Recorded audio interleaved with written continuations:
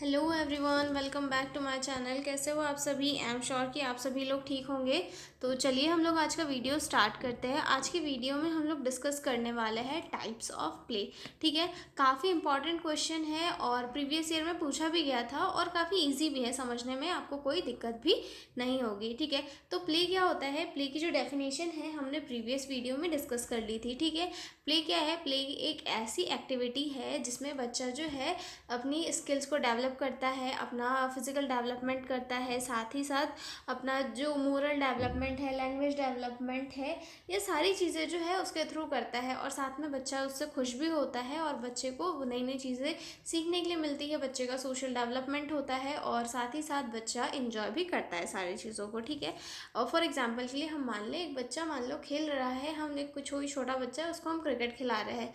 ठीक है, तो उससे क्या होगा, वो एक क्रिकेट एक कौन सा गेम है, एक रूल्स वाला गेम है जिसमें काफ़ी सारे रूल्स होते हैं जिन्हें फॉलो करना होता है। तो बच्चा उन रूल्स को सीखता है, साथ ही साथ बॉलिंग कैसे करते हैं, बैटिंग कैसे करते हैं, खड़े कहाँ होना है, ये सारी चीज़ें सीखता है। और जब वो दौड़ता भागता है तो उससे उसकी फिजिकल डेवलपमेंट में भी हेल्प मिलती है। ठीक है, अब हम डिस्कस करेंगे टाइप्स ऑफ प्ले। ठीक है, मैंने टोटल 9 टाइप लिखे हैं, हम इसे एक एक करके जो है ना पहले पढ़ लेते हैं, लिस्ट कर लेते हैं, उसके बाद जो है हम इन्हें डिटेल में पढ़ेंगे। ठीक है, सबसे फर्स्ट है इसमें फंक्शनल और मोटर प्ले।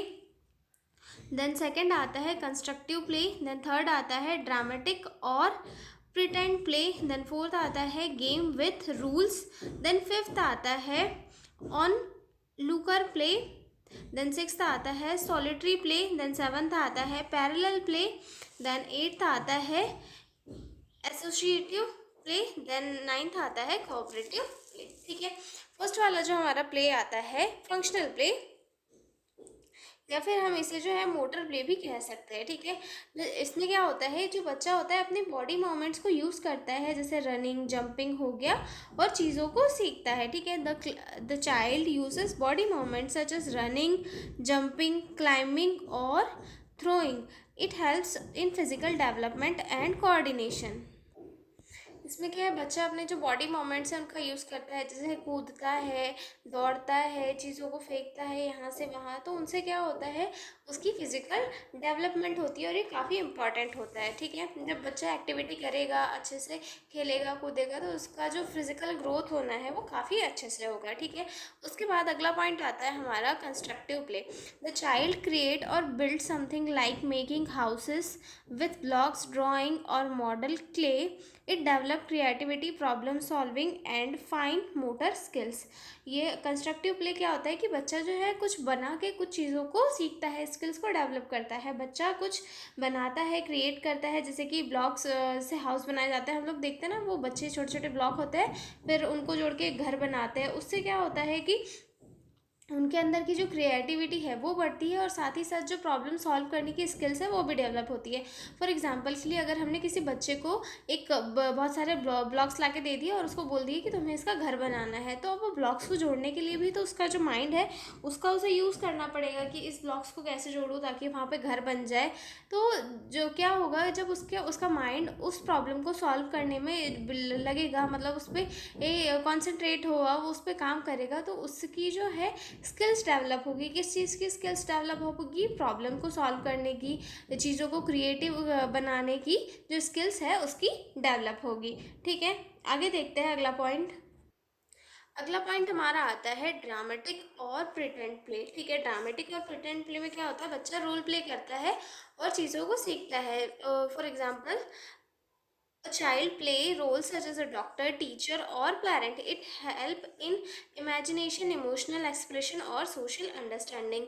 जो ड्रामेटिक या फिर सोशल प्रिटेंड प्ले होता है, इसमें क्या करता है बच्चा, नई नई चीज़ों को सीखने के लिए उनका रोल प्ले करता है, कास्ट करता है। और इसीलिए जो होता है स्कूल्स होते हैं या फिर जो मतलब प्ले स्कूल्स होते हैं, वहाँ पे ड्रामेटिक शो किए जाते हैं कि इस बच्चे को डॉक्टर बना दो, इस बच्चे को इंजीनियर बना दो, इस बच्चे को जो है हम लोग डांसर बना देंगे। तो बच्चे क्या करते हैं, वो कॉस्ट्यूम पहन के घर से आते हैं और फिर जब वो कॉस्ट्यूम पहनते हैं तो उन्हें उन चीज़ों का मतलब समझाया जाता है कि डॉक्टर क्या करता है, नर्स क्या करती है, डॉक्टर पेशेंट को कैसे केयर प्रोवाइड कराता है, नर्स कैसे प्रोवाइड कराती है, इंजीनियर क्या करता है। तो ये सारी चीज़ें वो जो है सोचते हैं बच्चे, उनके अंदर उन चीज़ों को लेकर थिंकिंग आती है, इमेजिनेशन आती है कि डॉक्टर के यहाँ जाएंगे तो डॉक्टर जो है एक एप्रॉन पहना हुआ होगा, उसके कान में स्टेथोस्कोप होगा और वो हमें लगाएगा, ठीक है। तो ये वाली सारी चीज़ें जो है बच्चे को ड्रामेटिक प्ले के थ्रू समझाया जाता है कि ये सारी चीज़ें होती है, तुम्हें इससे डरना नहीं है, तुम्हें ये सारी चीज़ें अपने अंदर लाना है, डेवलप करना है, और जो सोशल अंडरस्टैंडिंग है उसे भी इम्प्रूव करना है, ठीक है। उसके बाद अगला आता है games with rules. The child play game that have rules like cricket, carrom और board games. It develop social, moral and cooperative skills. और जो बच्चे होते हैं उन्हें गेम्स के साथ रूल्स इसलिए खिलाए सिखाए जाते हैं ताकि जो है वो सोसाइटी के रूल्स को भी समझ पाए। जैसे कि एक बच्चा है वो सोसाइटी के रूल्स को तो समझ नहीं पाएगा, लेकिन अगर हम उसे कहेंगे कि इस गेम में ये रूल होता है और इसी रूल के अकॉर्डिंग जो है ये किया जाता है, तो बच्चे के दिमाग में ये रहेगा कि ओके कुछ रूल्स होते हैं, कुछ नियम होते हैं जिनका हमें पालन करना होता है, ठीक है। तो जो बच्चों को हम रूल्स के साथ गेम खिलाते हैं तो उनके माइंड में क्या आता है, एक सोशल, मोरल और कोऑपरेटिव स्किल्स बढ़ती है, जिससे कि वो आगे चल के जो नई स्किल्स उसके लाइफ में आगे जो भी चीज़ें आने वाली है उनको अच्छे से जो है हैंडल कर पाता है और चीज़ों को बेहतर तरीके से समझ पाता है, ठीक है। अगला पॉइंट आता है ऑनलुकर प्ले। ऑनलुकर प्ले में क्या होता है कि बच्चा जो है सिर्फ दूसरे बच्चों को खेलते हुए देखता है, पार्टिसिपेट नहीं करता। और ये यूजुअली किन बच्चों में देखने के लिए मिलता है, टोडलर्स में देखने के लिए मिलता है, ठीक है। The child watches other children play out, does not take part, common in toddlers, help in learning through observation. और इसमें क्या होता है, बच्चा दूसरों को देखकर सीखता है। मतलब ऐसा होता है ना कि कई टोडलर्स रहते हैं दूर से देखते रहते हैं, देखते रहते हैं, देखते रहते हैं, फिर वो घर पे आके बोलते हैं मम्मा वहाँ पे वैसा हुआ था, वो बच्चे वैसा खेल रहे थे, ठीक है। तो ये चीज़ें जो है हमें देखने के लिए मिलती है, ठीक है। उसके बाद जो आते हैं सॉलिटरी प्ले। सॉलिटरी प्ले में क्या होता है कि जो बच्चा होता है वो अकेला खेलता है अपने टॉयज के साथ, किसी के साथ खेलना पसंद नहीं करता है। वो जो है मतलब अकेले ही अपनी धुन में रहना पसंद करता है। Common in infants, help in self awareness and independence. और ये मोस्टली किन बच्चों में देखने के लिए मिलता है, जो इन्फेंट्स होते हैं उन बच्चों में देखने के लिए मिलता है। वो किसी के साथ पसंद नहीं करते, मतलब अकेले ही अपने दोनों हाथों से ऐसे लेटे लेटे ऐसे ऐसे खेलते रहते हैं, ठीक है। तो इसे क्या कहते हैं, सॉलिटरी प्ले कहते हैं, जिसमें जो है वो मतलब इंडिपेंडेंट रहने की कोशिश करते हैं, मतलब अपने आप ही दूसरों के साथ खेलना ना पसंद करके खुद के साथ ही खेलना वो ज़्यादा पसंद करते हैं, ठीक है। अगला पॉइंट आता है हमारा parallel play.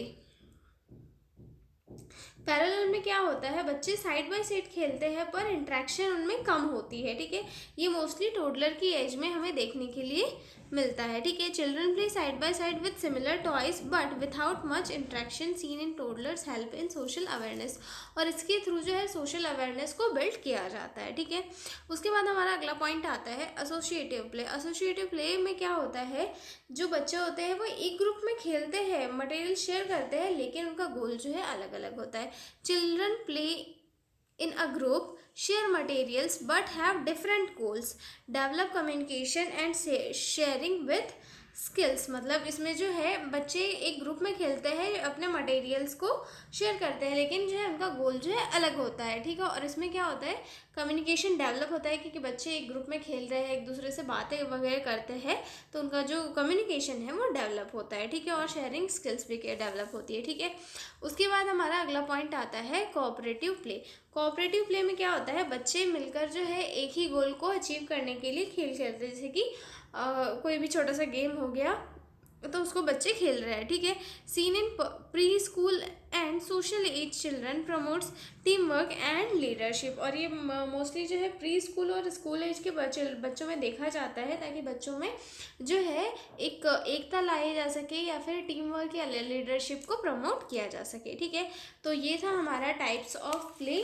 I am sure कि आपको समझ में आ गया होगा, क्योंकि मैंने काफ़ी इजी लैंग्वेज में आपको समझाने की कोशिश की है। तो मिलते हैं हम अगले वीडियो में एक नए क्वेश्चन के साथ, तब तक लिए बाय बाय।